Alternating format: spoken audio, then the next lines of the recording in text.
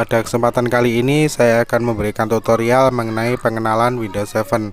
Ya, yang paling sering digunakan saja yaitu yang pertama mouse. Mouse itu untuk ini ya, yang untuk menggerakkan kursor. Istilah-istilah dalam mouse ada klik kiri, klik kanan, double klik, drag.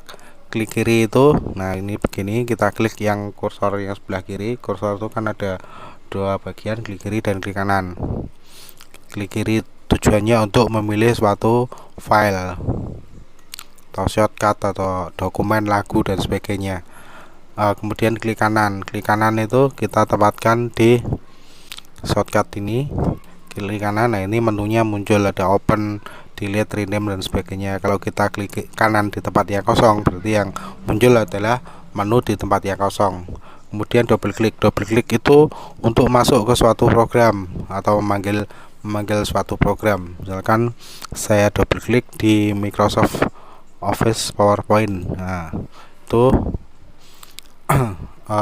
ketika di double klik maka akan masuk ke Microsoft PowerPoint. Nah, kita close lagi. Yang tanda silang di pojok kanan atas itu untuk menutup program. Kemudian drag itu untuk memindahkan objek. Nah, misalkan ini Word 2007, drag itu caranya kita klik kiri, tahan, jangan dilepaskan. Nah, kemudian kita bawa ke kemana tujuannya. Setelah sesuai dengan tujuan yang dituju, ya kita lepaskan. Itu. Kemudian membuat folder. Kita buka dulu Windows Explorer. Ini ada di taskbar ini. Ini Windows Explorer. Membuat folder. Nah, misalkan kita buat folder di local disk D. Nah, ini ada yang kuning-kuning nih ya, namanya folder. Kemudian yang biru hijau itu file. Kita klik kanan di tempatnya kosong, kemudian kita pilih new folder ya. Nah, itu ngeblok biru, langsung kita timpa aja, misalkan latihan.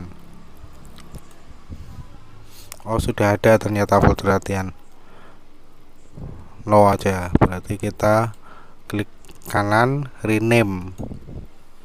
Latihan sudah ada, percobaan misalkan. Kalau sudah, klik kiri sembarang tempat. Nah, ini kita sudah bisa membuat folder. Kalau kita ingin membuat folder di dalam folder, ya kita masuk dulu ke folder yang bersangkutan. Ya, misalkan di folder percobaan ini kita double klik. Saya buat di sini folder percobaan menulis misalkan. Klik kiri sembarang tempat.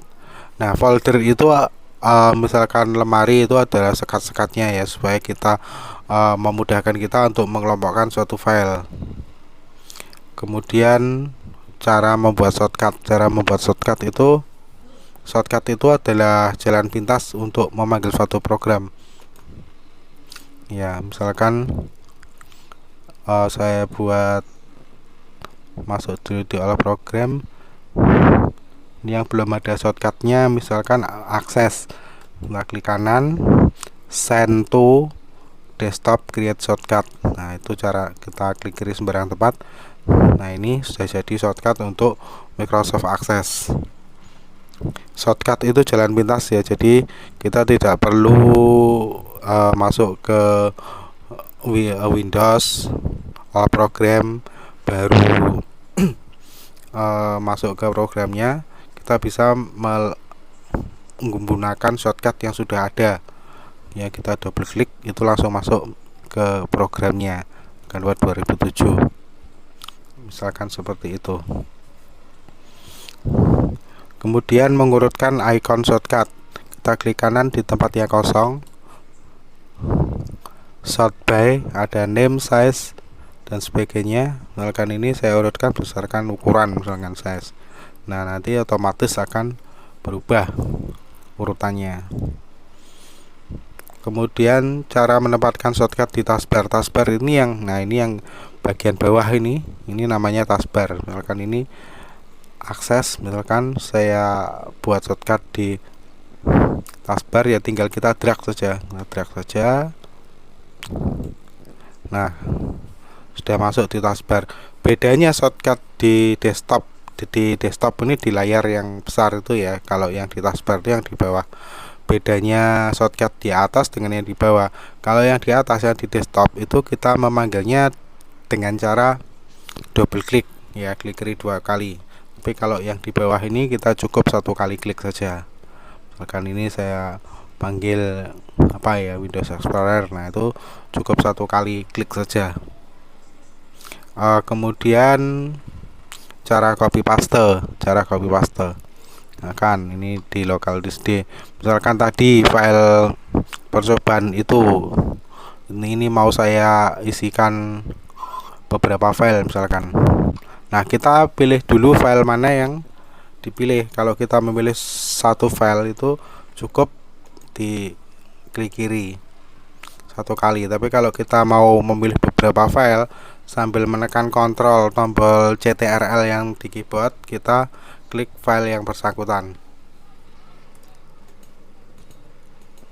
Nah, misalkan itu saya pilih 4 file, kemudian klik kanan, klik copy.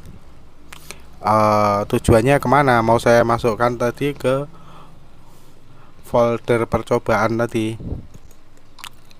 Nah, ini ya saya buka di sini. Percobaan saya masukkan di folder menulis. Kemudian paste di sini. Nah, itu cara mengcopy file. Kalau kita mengcopy file yang aslinya tadi itu ada, dan file hasil kopiannya juga ada. Jadi ada 2 file aslinya dan file hasil kopiannya.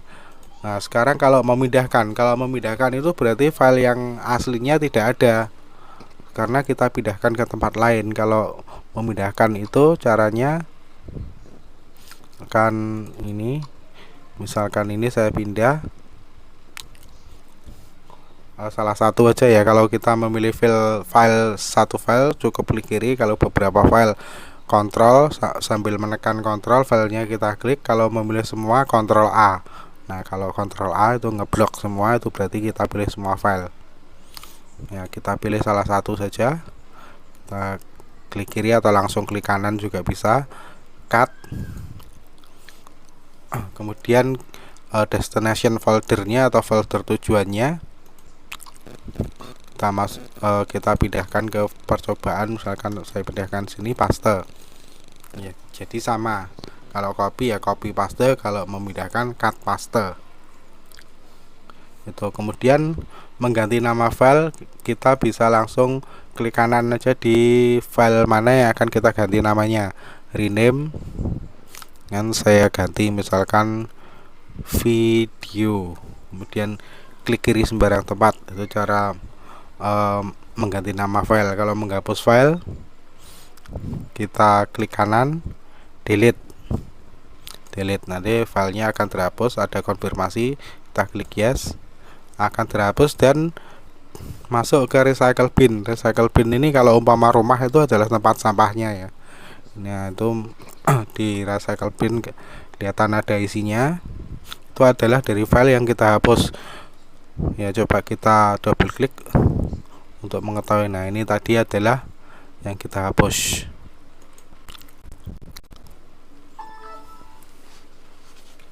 Itu masuk di situ. Kalau kita mau mengosongkan ya, kita klik kanan, empty recycle bin.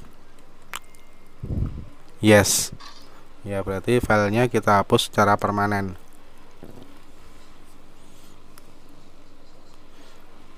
Kemudian yang untuk cara mengganti background desktop. Nah, ini logo, misalkan ini backgroundnya mau saya ganti, klik kanan di tempat yang kosong, kemudian personalize. Nah, ini ada banyak background ya, ada Windows 7, arsitektur, karakter, landscape. Misalkan kita pilih mana, misalkan saya pilih landscape ya, kemudian kita close. Nah, itu desktopnya sudah backgroundnya sudah berganti. Kemudian untuk membesarkan atau mengecilkan volume, misalkan kita menggunakan speaker tambahan atau speaker yang bawaan dari laptop kita. Nah, ini kita klik di sini di gambar speaker ini kita drag ke bawah mengecilkan, ke atas membesarkan.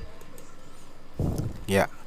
Kemudian untuk mengganti waktu jam ini ya, ini yang di pojok kanan ini kita klik di sini, change date and time setting. Nah, ini bisa kita rubah di sini, change date and time. Nah, kita sesuaikan dulu, setelah sesuai baru klik OK. Itu caranya untuk memindahkan untuk mengganti waktu jam. Kemudian untuk mengganti time zone, change time zone, zona waktu itu kalau Indonesia itu zona waktunya Bangkok, Hanoi, Jakarta. Kalau itu kita klik change time zone, kalau udah sesuai ya sudah. Nah, di sini ada banyak pilihan, kalau misalkan sudah sesuai ya sudah, berarti nggak perlu kita ganti ya, kita cancel aja. Demikian sepintas pengenalan Windows, mudah-mudahan bermanfaat bagi Anda semuanya. Terima kasih.